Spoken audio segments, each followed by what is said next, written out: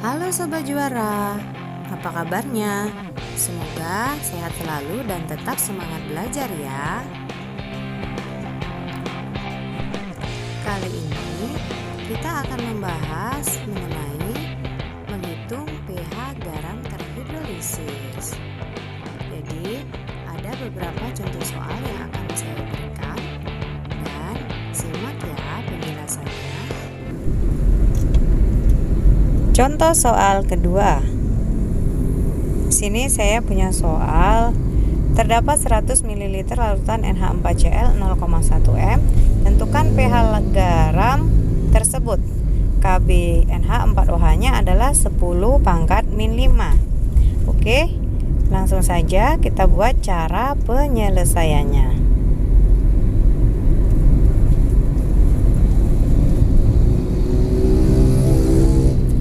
Karena di sini disebutkan garam NH4Cl, berarti langkah pertama adalah tulis dulu reaksi ionisasi dari garam NH4Cl. Nah, di dalam air NH4Cl akan terionisasi menjadi ion NH4+ ditambah ion Cl-.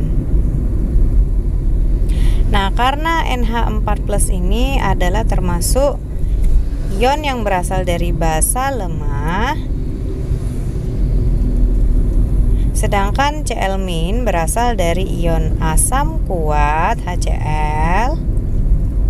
Ya, dari basa lemah dengan asam kuat berarti garamnya bersifat asam, sehingga rumus yang kita gunakan adalah rumus pH garam yang bersifat asam.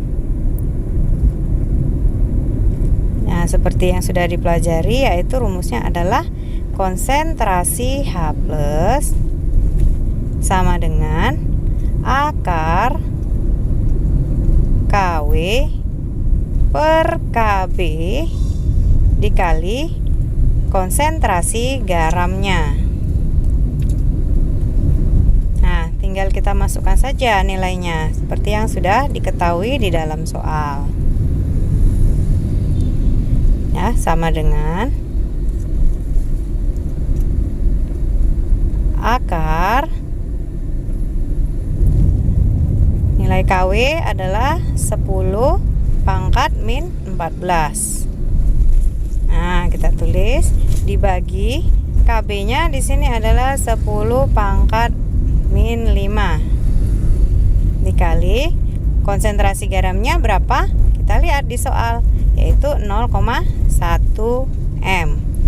Tulis 0,1 m. Jadi sama dengan akar 10 pangkat min 14 dibagi 10 pangkat min 5 dikali. Nah, 0,1 ini sama dengan 10 pangkat min 1.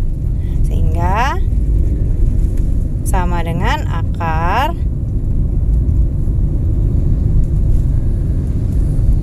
10 pangkat min 5 kali 10 pangkat min 1 ya, sama dengan, kita tambahkan 10 pangkat min 15 dibagi 10 pangkat min 5. Oke, sama dengan akar 10 pangkat min 10 ya, kita kurangkan. Sama dengan, nah kita akarkan 10 pangkat min 10 sama dengan 10 pangkat min 5. Nah, itu adalah konsentrasi H+ nya. Sekarang pH nya, rumusnya ingat lagi, yaitu pH sama dengan min log konsentrasi H+. Nah, sama dengan min log, kita masukkan tadi konsentrasi H+ nya 10 pangkat min 5. Jadi min 5, 10 pangkat min 5, di depan ada min, kita turunkan langsung, jadinya pH sama dengan 5. Berikutnya adalah contoh soal ketiga. Sini soalnya adalah pH campuran 50 ml larutan HF 0,136 m dengan 50 ml larutan KOH 0,136 m adalah titik-titik. Dengan KA-nya, KAHF-nya sama dengan 6,8 kali 10 pangkat min 4. Nah, pada soal ini dia adalah berupa campuran 50 ml HF dengan 50 ml KOH ya. Nah, kita lihat di sini adalah campuran asam dengan basa. Maka kita harus buat dulu persamaan reaksinya antara asam dengan basa menghasilkan garam plus air, supaya kita tahu nanti garam yang terbentuk apa dan sifatnya bagaimana. Nah, cara mereaksikannya HF dengan KOH adalah nanti ion H+ akan bereaksi dengan OH- dan F- akan bereaksi dengan K+. Nah, seperti ini. Jadi hasil garamnya adalah KF ditambah H2O. Nah, seperti ini. Kemudian kalau soal yang seperti ini dia berupa campuran asam dan basa, maka cara yang kita gunakan adalah mirip seperti reaksi pembatas, yaitu mula-mula, reaksi, dan sisa. Nah, ini ya. Kemudian untuk mengisi jumlah molnya bagaimana? Nah, karena kita lihat di sini ada volume dikali molaritas. Kita kalikan dulu. Jumlah mol dari HF itu akan sama dengan mol dari KOH. Kenapa? Karena koefisiennya sama, yaitu 1 ya. Kita kalikan yaitu 50 ml volume dikali 0,136 m. Hasilnya 6,8 milimol. Nah, ini dia. Lalu kita masukkanlah 6,8 milimol ke dalam persamaan tadi, mula-mula 6,8. KOH-nya juga sama 6,8. Di sini KF belum terbentuk, H2O belum terbentuk. Kemudian direaksi karena koefisien sama, maka yang bereaksi sama besar, yaitu 6,8 milimol. KF juga koefisien sama 6,8, H2O 6,8. Ingat, pada reaktan itu berkurang, produk bertambah ya. Sehingga reaktannya habis. Kemudian produknya KF 6,8, H2O-nya juga 6,8 milimol. Nah, setelah itu baru kita dapat menentukan konsentrasi garamnya, yaitu rumus konsentrasi garam apa? Ingat, mol dibagi volume. Nah, berapa tadi molnya? Dari yang kita setelah cari tadi yaitu 6,8 milimol. Jadi garamnya yang garam KF tadi ya. Dibagi volume, kita ambil adalah volume totalnya. Karena di situ adalah campuran. Jadi kita tambahkan 50 ml asam dan 50 ml basanya. Ya, jadi 6,8 milimol dibagi 100 ml. Nah, hasilnya adalah 0,068 molar atau M. Nah, sudah kita dapat konsentrasi garamnya. Selanjutnya apa? Kita harus menentukan, untuk menentukan rumus yang kita pakai, maka kita lihat sifat dari garamnya tadi ya. Nah, garamnya garam apa?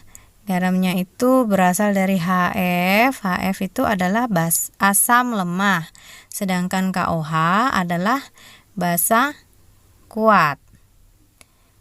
Nah, kalau asam lemah dengan basa kuat, maka dia akan menghasilkan garam yang bersifat basa. Jadi yang kuat ya. Kemudian rumusnya berarti kita pakai rumus konsentrasi OH- yaitu akar KW dibagi Ka dikali konsentrasi garamnya. Nah, kita lanjut. Sama dengan akar KW, ingat besarnya 10 pangkat min 14 dibagi Ka-nya tadi berapa di soal tadi? Ka-nya adalah 6,8 dikali 10 pangkat min 4 dikali konsentrasi garamnya yang sudah kita dapat tadi, yaitu 0,068 m.